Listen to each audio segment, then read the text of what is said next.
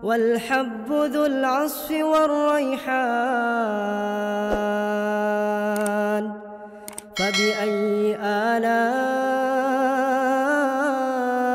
ربكما تكذبان. Ustaz, ada pertanyaan, bagaimana cara untuk membangkitkan lagi semangat thalabul ilmi saat sibuk bekerja? Karena terkadang merasa lelah setelah bekerja, akhirnya enggak kajian barangkali. Ya, taib barakallahu fi. Naam.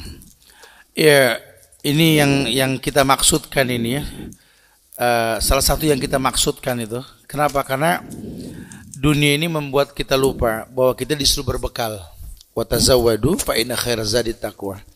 Berbekallah kalian karena sebaik-baik bekal adalah takwa kepada Allah. Nah, dunia yang melelahkan ini membuat kita enggak mempersiapkan itu. Lelah bekerja sehingga kita lupa baca Quran. Lelah bekerja sampai kita lupa punya waktu kosong yang Allah katakan fa idza faraqta fansab. Ya, padahal jujur kita tinggal di zaman milenial yang nuntut ilmu tuh gampang banget. Saya naik motor sampai ke atas Uhud gitu ya. Di atas Uhud itu ternyata ada dinding gunung yang diketrik dan ditulis dengan pedang-pedang sahabat.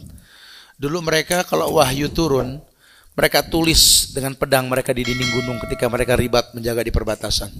Bahkan kalau di museum yang sekarang jadi museum itu ada stasiun kereta itu, di dalam museum tersebut banyak Quran yang dibikin dari ketrikan batu. Orang pengen punya Quran tuh susah dulu. Sekarang kita gampang. Ngedownload pun bisa. Nah, makanya sesibuk-sibuk antum jangan sampai handphone antum ini banyak aplikasi yang mubazir. Ya, ini mubazir banyak banget ini. Mubazir temannya siapa? Setan. Akhirnya nih handphone menginspirasi maksiat bukan manfaat. Ya. Mudah-mudahan antum jadi orang yang mau mengisi yang baik insyaallah ya. Ini ada gantungan kunci anak kasih ke antum nih. Gantungan kunci Ustaz Subhan untuk buka Al-Azifi Channel. Banyak kajian-kajian manfaat. Jadi setelah antum kerja, waktu istirahat buka di channel tersebut atau live seperti ini. Ini live, 18 negara lebih menyaksikan kegiatan kita ini ya. Masya Allah. Taib, semoga manfaat insya Allah. Nanti bisa diambil gantungan kuncinya itu. Taib Ustaz. Ustaz. Taib. Kemudian selanjutnya ada pertanyaan, apa yang harus kita lakukan ketika mendengarkan khutbah Jumat berpaham liberal atau berisi khutbah yang menyimpang seperti syariat harus menyesuaikan zaman atau harus sesuai adat, kalau enggak ya harus diganti syariatnya. Barakallahu fiik. Barakallah. Naam. Ya, siapa sih yang bakal tahu ada keburukan yang akan terjadi, betul? Ya. Wallahu a'lam bishawab. Bahkan Utsman bin Affan ketika dikurung di balik terali penjara, dia sempat menjadi makmum Al-Hajjaj As-Saqafi, betul? Sehingga orang yang fasik tapi bagus bacaannya menyampaikan sesuatu yang buruk pun Utsman menjadi makmumnya. Ini pelajaran buat kita, betul? Sehingga antum bisa menuntaskan saja sudah. Takut terbrainwash. Makanya dengan ngaji antum tahu deh. Kata Allah, kata Nabi kan bahwa ketika dikatakan bahwa la yazalu abdi yataqarrabu ilayya bin nawafil hatta uhibbahu. La kuntu ahbabtu kuntu sam'ahu alladhi yasma'u bi wa basarahu alladhi yubsiru bi, dan seterusnya. Makanya biasakan menghiasi yang wajib dengan yang sunnah. Akhwati fillah. Ya, antum kalau sholat jangan yang 5 waktu aja qobliyah ba'diyah dong ya. Jangan cuma Ramadan, Senin Kamis dong, Ayyamul Bid dan lainnya. Sunnah kerjakan. Haji dengan umrah. Kenapa? Karena yang sunnah itu Allah yang bilang, kan kujaga telinga yang dengannya dia mendengar, kan kujaga mata yang dengannya dia melihat. Jadi antum melihat ini khutbah enggak baik, mendengar, Allah jaga hati antum insyaallah ya. Wallahu a'lam bishawab. Ini juga sama, nanti anak kasih juga ini gantungan kunci bagus buat antum insyaallah manfaat. Ini ya. Taib. Ada lagi silakan. Taib. Ini mungkin sebuah kisah nyata Ustaz ya. Ada beberapa pertanyaan. Bagaimana jika kita berhutang dalam rangka untuk memenuhi hidup sehari-hari? Apakah hutang itu termasuk rezeki untuk kita? Di satu sisi kita tertolong, tapi di sisi lain kita terhinakan oleh hutang tersebut. Ayo, akhi fillah. Salah satu alat bantu kita untuk mendapatkan sesuatu ya kita berhutang. Dalam Islam boleh. Idza tadayantum bidainin faktubhu. Kalau terjadi hutang piutang di antara kalian, kata Nabi, tulis. Boleh bukan tidak? Sehingga ada orang yang berhak mendapatkan zakat salah satunya orang yang gharim, orang yang berhutang, betul? Tapi ingat, ya biar bagaimana tidak berhutang lebih baik. Jadi kalau nggak terpaksa gitu ya. Saya suka punya kebiasaan kalau ngisi ceramah yang padat, biar 5 menit saya merem. Saya bangun fresh. Teman-teman suka tanya nggak pusing? Enggak lah. Yang penting pas melek kita nggak punya utang, gitu lah. Dan ternyata nggak punya utang itu menyehatkan, bro. Asik. Jadi nggak usah tajir, biasa aja, yang penting nggak punya utang, asik hidup kita. Dan kita berusaha untuk mencari teman bukan mencari musuh, sehingga dimanapun kita bisa jadi baik, insya Allah ya, masya Allah. Atau anak kasih rumus lah yang nanya nih, rumus tajir itu sedekah, ya silakan fadhal. Taib. Kemudian ini juga sebuah curhatan anak muda, Ustadz. Mohon nasihatnya Ustadz untuk ikhwan yang ingin menikah, tapi belum ada tabungan modal nikah, atau belum pula pekerjaan pasti. Ini diapakan orang-orang seperti ini, Ustadz? Ini gerombolan Jones ini. Jones itu artinya jomblo ngenes itu. Kalau perempuannya Jonesa pakai tamar butoh itu ya. Masya Allah. Ini anak kasih gantungan kunci, judulnya cari pasangan yang jelas kalau pengen punya anak yang jelas. Ya, Nabi hanya mengatakan, ya ma'syarus sabab, man istata'a minkumul ba'a falyatazawwaj. Hei para pemuda dan yang merasa muda. Jadi bapak yang merasa muda masih boleh, Pak, ya. Cuma saya bapak nggak bakal berani lah, udahlah kita ngomong yang lain aja, Pak, ya. Hei orang yang mampu menikah, menikahlah. Kalimat mampu ini bukan cuma sekedar membuahi pasangan, ya, lebih dari itu. Karena tadi saya sudah sampaikan sepintas di Surabaya tadi bahwa lelaki itu dipilih karena khiyarukum linisaikum, karena baikkan dengan perempuan-perempuannya, ibunya, saudara perempuannya dia baik. Lelaki yang baik itu yang dekat sama ibu dan saudara perempuannya. Ukurannya itu. Kalau perempuan itu wadudul walud, al-walud, perempuan yang penuh cinta, penuh rahmat dan banyak anak. Sehingga fa inni mukassirum bikumul umam yaumal qiyamah, karena aku akan bangga dengan banyaknya umat. Nah, orang yang mampu menikah, kalau dia perempuan, dia mampu memilih laki-laki yang baik, yang tetap menjadi baik dengan dia. Karena lelaki yang baik sama ibu dan saudara perempuannya akan baik sama mertuanya dan lainnya, sama dia juga sama. Begitu pula laki-laki memilih perempuan, bisa gak dia menjadikan perempuannya itu al-wadud, penuh rahmat, penuh kasih. Berat loh. Ketika terjadi ijab kabul, saya terima nikahnya Fulanah binti Fulan dengan mas kawin seperti yang disebutkan, dibayar tunai sah. Saat itu dari pundak mertua laki diambil tanggung jawab oleh suaminya ini ke pundak dia. Ketahuilah wahai para istri, sekarang dia suamimu dan dia pun seperti orang tua untukmu. Kalau dulu waktu kamu belum nikah, ayat kena kamu. Fala taqul lahum uff. Jangan bilang ngambil napas sama orang tua, dosa, nggak boleh. Sekarang kamu sudah nikah, maka kamu nggak boleh membentak suamimu, nggak boleh sama suamimu. Waduh. Kalau dulu sebelum menikah kamu berbuat durhaka sama orang tua, kamu yang nanggung, anak durhaka. Tapi sekarang sudah menikah, durhakanya istri, suami yang nanggung. Maaf. Nah, kalau kira-kira kamu nikah, kamu nggak bisa bikin istrimu tidak bentak kamu, nikah. Tapi kalau kamu nikah, istrimu bentak kamu, cerai dia. Kamu yang tanggung dosa.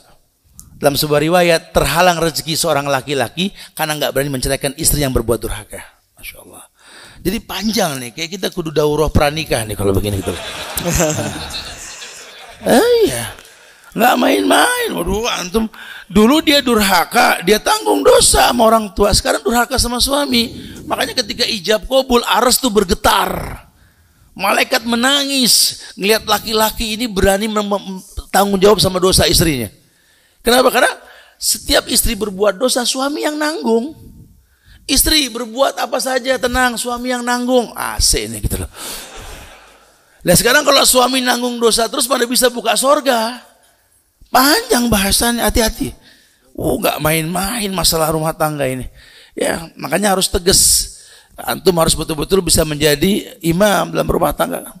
Ya Jadi lebih kepada seperti itulah ya, supaya kita mencari pasangan yang bisa menegakkan syariat. Wallahu a'lam bishawab. Nanti di YouTube Ustaz Subhan Al-Ajib Channel ada Bahtera Rumah Tangga. Atau nanti tanggal 20 Desember kita ada daurah keluarga yang nginep 3 hari bersama Ustadz di Hotel Aston itu untuk membahas tentang bahtera cinta dalam rumah tangga itu ya. Jadi perlu dibahas tentang bagaimana menjadi suami, menjadi istri, menjadi pasangan dan lain-lain. Semoga manfaat insyaallah. Fadhal. Jadi intinya belajar dulu ya, bagaimana kita menjadi orang yang baik untuk pasangan kita. Itu yang harus digarisbawahi, karena tidak semua orang yang paham ilmu agama itu bisa khiyar, Ustaz ya. Karena yang diminta Rasul bukan hafidz Quran, bukan hafal hadis, tapi yang baik sikapnya terhadap pasangannya. Tadi di masa muda ini ada pertanyaan untuk masa tua, Ustaz. Di sini ada pertanyaan bahwa sehubungan saya sekarang sudah tua, apa yang harus saya lakukan untuk memaksimalkan ibadah dalam menghadapi kematian sebagai bekal untuk mati? Ya, Ustadz minta bantu doa juga, lagi bikin gedung yang sudah masuk ke lantai 3 ini. Gedung yang kita bangun itu buat asrama putri dan pesantren orang-orang tua. Di Surabaya boleh tuh nanti kalau ada pesantren buat orang tua. Kenapa? Karena orang tua sudah punya waktu kosong buat belajar. Landasannya sih fa idza faragta fansab aja. Punya waktu kosong isi gitu loh. Karena banyak orang nuntut ilmu zolim sama waktu yang lain, itu haram. Enggak boleh. Perlu ada waktu khusus buat belajar. Nah, saran saya sih memang memanfaatkan waktu di mana Allah telah berikan kekosongan. Nikmatani maghbunun fihi ma katsirun minan nas. Ada 2 nikmat yang orang butuh, sudah punya disia-siakan. As-siha wal faragh. Waktu sehat dan waktu kosong. Mungkin orang tua identik tidak sehat, tapi punya waktu kosong. Tolong manfaatkan waktu kosong tersebut buat ibadah kepada Allah. Dan ini butuh pembinaan. Sehingga bukan bicara orang-orang manula. Kalau saya sih namain pesantrennya Golden Age. Ya, pesantren Golden Age masa keemasan, saya bilang gitu lah. Syarat muridnya itu 50 ke atas. Di mana dia sudah punya waktu khusus dan luang. Dan ternyata Islam ini nggak bicara usia. Makin ikhlas kita menuntut ilmu, makin gampang mendapatkan kebaikan. Ya, memang betul rumusnya belajar di waktu kecil seperti mengukir di atas batu. Belajar sudah dewasa kayak nulis di atas air, betul ya. Cuma kan uniknya Islam ini kan kayak ayat, kayak Quran saja. Nggak ada perintah hafal, perintahnya baca. Nggak ada ihfaz, adanya iqra. Makin sering baca, makin hafal. Dan bahasa yang betul-betul the good language gitu ya, real language itu Arab. Ucapan dengan huruf sama. Mudah kalau kita mau sering baca, hafal tuh mudah sekali. Sementara jujur kita lagu barat saja, syair-syair Inggris yang jelas-jelas munafik, tulisan sama ucapan beda, THE dibaca de, betul ya? Karena sering ngedenger gitu ya, bisa hafal.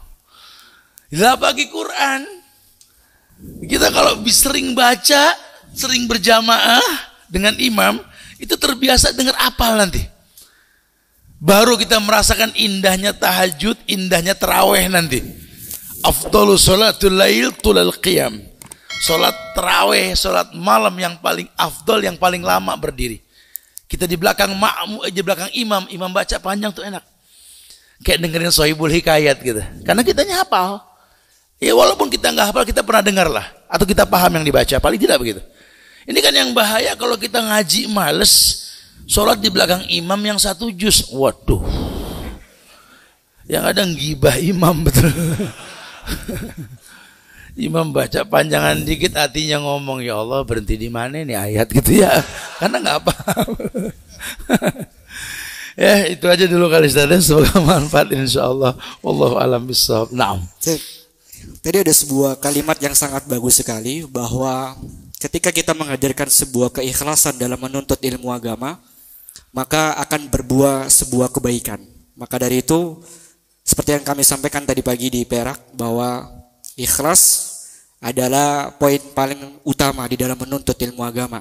Dan semoga apa yang kita usahakan di sini, teman-teman yang berdesakan di belakang atau mungkin yang saya berdiri, semuanya kita benar-benar bisa berusaha memaksimalkan mungkin agar kita ikhlas karena Allah Subhanahu wa taala. Dan sebelum kita tutup, Kami mengimbau kepada seluruh teman-teman sekalian, khususnya para jamaah Masjid Al-Muhajirin, agar terus mendoakan dan senantiasa mengucapkan doa kepada saudara-saudara kita yang ada di Maluku, ya, yang Ambon, yang gempa, kemudian juga di Wamena.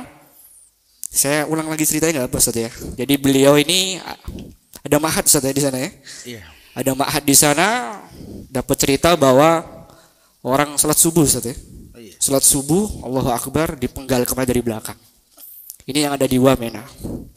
Atau mungkin Ustadz bisa memberikan motivasi agar kita bisa bersyukur dengan keadaan kita yang ada di Sidoarjo. Barakallah. Ya. Ya, sebagai bangsa, sebagai sesama muslim, kami merespon sekali yang terjadi di keluarga kami, di sahabat-sahabat kami di Maluku, yang terjadi gempa di sana, Ambon. Kemudian sahabat-sahabat kami, saudara-saudara kami di Wamena, semoga Allah berikan kesabaran sama antum semua insyaallah. Yakinlah bahwa la yukallifullahu nafsan illa wus'aha. Kami di sini tidak bisa membantu secara fisik karena berita ke kami ini simpang siur. Tapi kami tahu bahwa kalian menderita dengan ujian yang mungkin kalian enggak sanggup. Kita memohon kepada Allah seperti Nabi memohon kepada keluarga Alu Yasir. Fa innalakumul jannah, surga jaminan buat kalian. Kalau kalian memang terzolimi insyaallah. Buat anak bangsa secara umum Indonesia, yuk jaga ukhuwah di antara kita. Kita sedang difitnah di negeri kita ini, namun jangan kurangi rasa cinta kita sesama bangsa. Ya, banyak berdoa, doakan diri kita, doakan keluarga kita, doakan masyarakat kita, doakan Indonesia secara umum. Minta kepada Allah agar hidayah diberikan pada petinggi-petinggi yang tak punya malu di atas sana. Agar diberikan hidayah oleh Allah supaya mereka tahu bahwa hidup ini singkat. Jangan sampai kematian mendatangi mereka dalam kondisi terjebak dalam kemunafikan. Allah jaga negeri ini. Ya Allah, berikanlah rahmat buat bangsa kami Indonesia insyaallah. Wallahu a'lam bishawab. Amin ya rabbal alamin. Jadi sudah semakin terang ya? Belum terang? Iya. Jadi kalau sudah semakin terang, insyaallah besok pagi ada kajian di Masjid Raudhatul Jannah di Pepelegi di Waru. Kita akan belajar bagaimana menggapai ridhonya. Jadi insyaallah semoga yang ada waktu luang bisa berkumpul di sana dan kita belajar kembali untuk bisa menggapai ridha Allah Subhanahu wa taala. Kita tutup dengan doa kafaratul majelis. Subhanakallah bihamdika, asyhadu an la ilaha illa anta, astaghfiruka wa atubu ilaik. Assalamualaikum warahmatullahi wabarakatuh. ربكما تكذبان